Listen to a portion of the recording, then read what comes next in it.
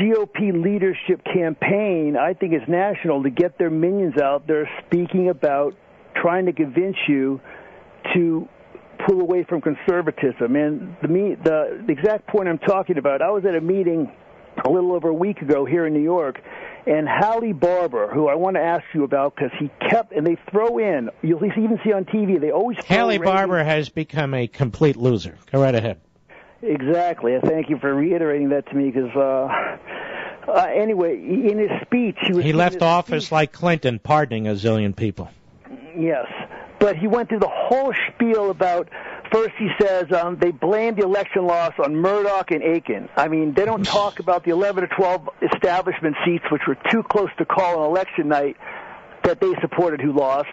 And they keep going on, and it was getting so obnoxious. And the crowd was conservative, but I could tell he's so smooth in the way he was arguing it that a lot of people went over their heads. But he was saying things like, oh, Reagan would agree with this, William Buckley would agree with this. And I just feel like... Let me just slow down. How does Haley Barbour know that Reagan would agree with this and William Buckley would agree with this? I mean, is he doing seances now? Oh, I wanted to ask you. He said he worked for Reagan. And by the way, he ought to lay off the hamburgers. I might advise him to do that, too. Yes, he did work for Reagan. And I worked for Reagan, too. But Haley Barbour's moderate Republican lobbying activity is not Reagan-esque in any respect.